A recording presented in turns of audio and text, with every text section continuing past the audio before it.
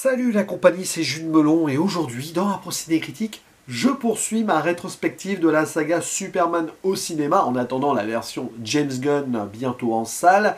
Et j'en arrive au dernier opus avec Christopher Reeve dans le rôle, un très décrié et épineux quatrième volet intitulé Superman 4, le face-à-face ou The Quest for Peace, sorti en 1987.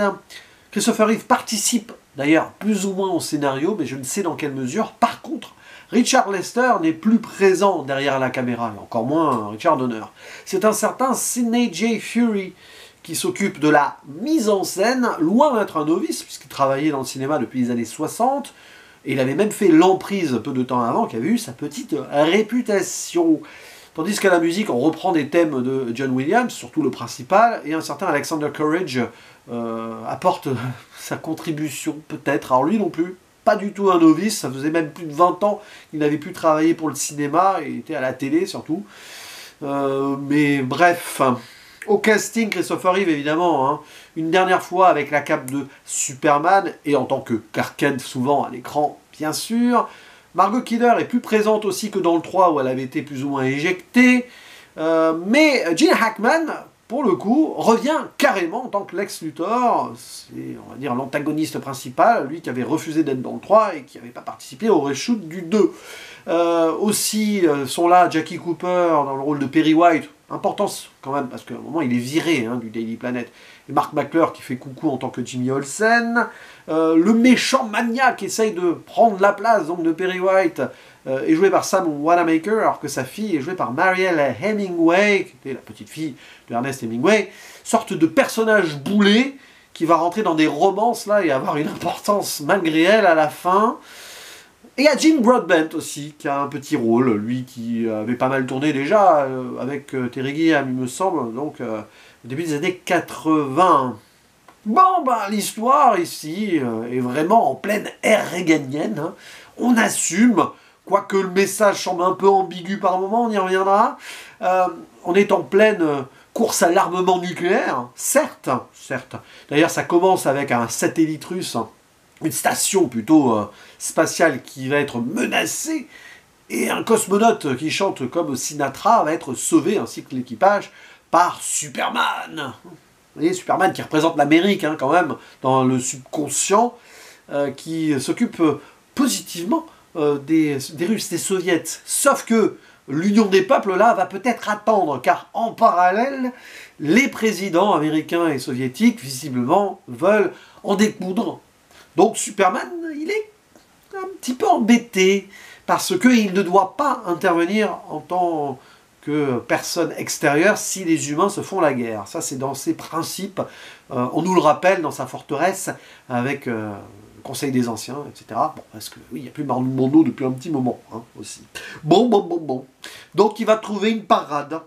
Pourquoi ne pas se débarrasser de toutes les ogives nucléaires du monde avant qu'on ne s'en serve? Donc il fait quand même de l'interventionnisme absolu. Bon, c'est un petit peu à l'image de l'Amérique, mais c'est Superman, ça va au-delà. Clark Kent, lui, pendant ce temps, en tant que personnage humain, si vous voulez, retourne chez lui et découvre dans sa ferme un module kryptonien. Alors, ça fait quand même un petit moment qu'il aurait dû le voir, ce truc, mais c'est pas grave. Le scénario est écrit avec, on va dire, des très grosses pattes.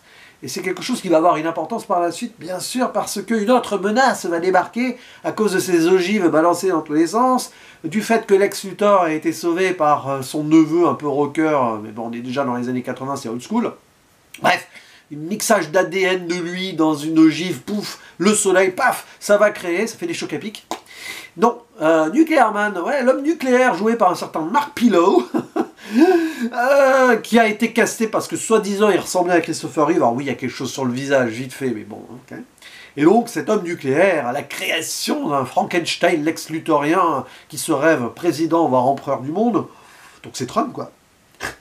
Eh ben, grosse menace, parce que c'est le double de Superman, donc très difficilement vulnérable, et du coup, oulala, grosse faiblesse à un moment pour Superman, qui tombe la cape au sens propre, et Clark Kent qui dépérit sur Terre. Oui, mais bon, derrière, avec le module kryptonien, et puis l'envie de sauver le monde, On peut imaginer comment ça va se terminer. D'autant plus que cette menace de l'homme nucléaire est très ridicule. Bon, oui, c'est le moins bon des 4, alors aucune surprise. J'avais essayé de réhabiliter le 3 dans ma vidéo dessus il y a quelques semaines. Là, je vais pas faire l'effort pour le 4. Hein. C'est peut-être légèrement moins mauvais qu'au premier visionnage. Alors, je ne sais pas pourquoi, parce que je savais que c'était nul. Donc je l'ai revu en mode, c'est nul. Mais c'est quand même pas bien. C'est très pas bien, même. Si vous voulez un petit peu m'excuser de cette formulation. Il y a un truc qui va vraiment pas, c'est le ton global du film. Au moins, le 3, il assumait sa comédie. Hein. Allez, c'était pénible. Hein. Mais bon, même s'il y avait des moments dark, sombres, qui étaient mieux gérés, bon, allez, ok. Mélange des styles, c'était quand même très, très château branlant. Ici, rien ne va, dans le sens où, on le sent, c'est très sérieux, le côté, la paix dans le monde. Et oui, l'ère nucléaire et tout, ouais, à la fin des années 80, on a encore peur. Ouais, allez, l'Union soviétique, c'est plus vraiment trop le méchant, mais un peu, mais pas trop, on va quand même les sauver, mais quand même, hein, attention, le président russe, enfin soviétique, est pas content. Bon, ok. Il y a presque un côté quasi anachronique pour 1987, mais passons.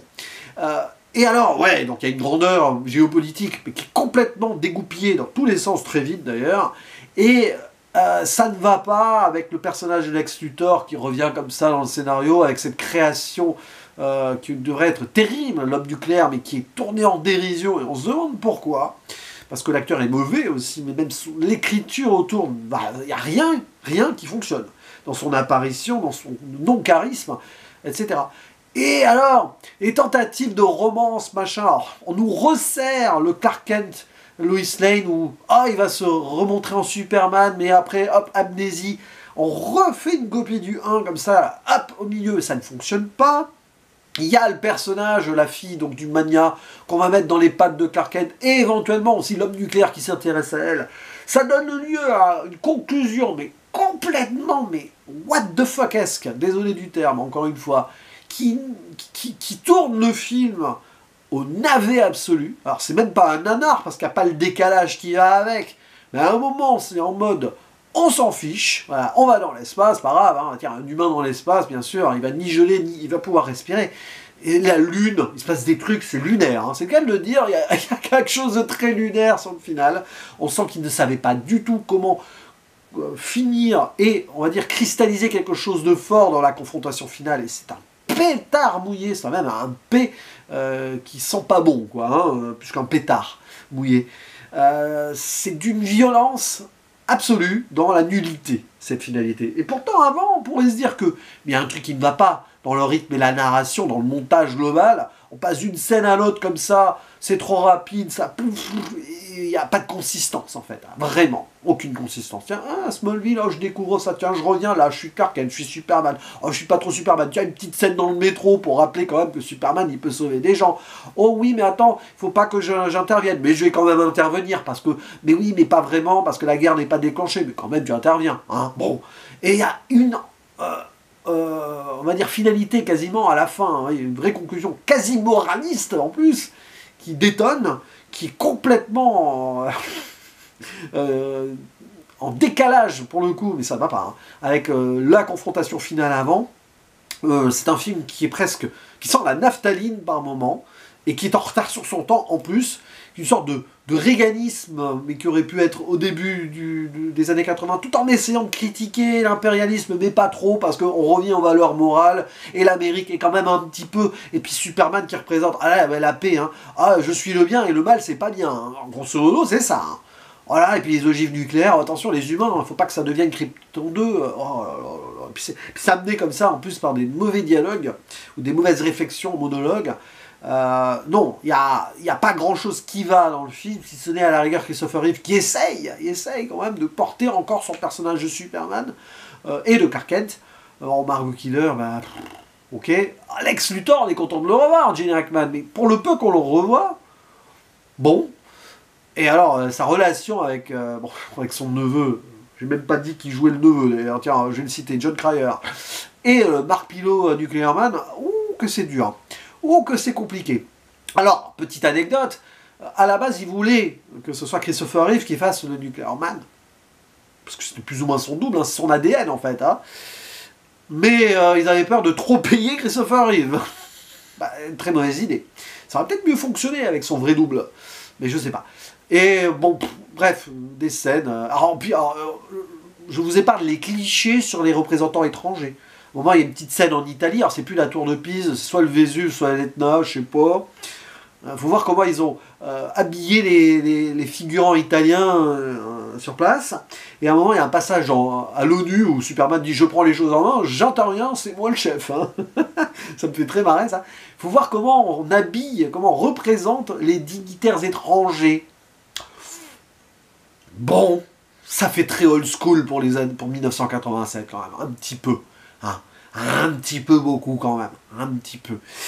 Ça fait film parodique, mais alors le ton n'y est pas. C'est-à-dire que ça se veut pas drôle. Le film ne se veut pas du tout drôle. On sent qu'il se veut sérieux premier degré et que ça ne fonctionne pas. Donc tu peux pas vraiment en rire. Tu vois juste les ratés. Donc Superman 4, oui, c'est clairement le moins bon. Ça manque d'énergie, ça manque de consistance, je le disais. C'est-à-dire que tu peux développer des trucs, mais non. Le fait de passer d'une scène à l'autre comme ça sur 2-3 minutes par-ci par-là, à un moment, c'est pas que tu perds le fil. C'est que, en fait, le fil, t'as envie de le couper, quoi, au moment. Donc oui, c'est pas bon, Superman 4. Il fallait s'arrêter au 3, même j'ai envie de dire, il fallait s'arrêter au 2, hein, probablement.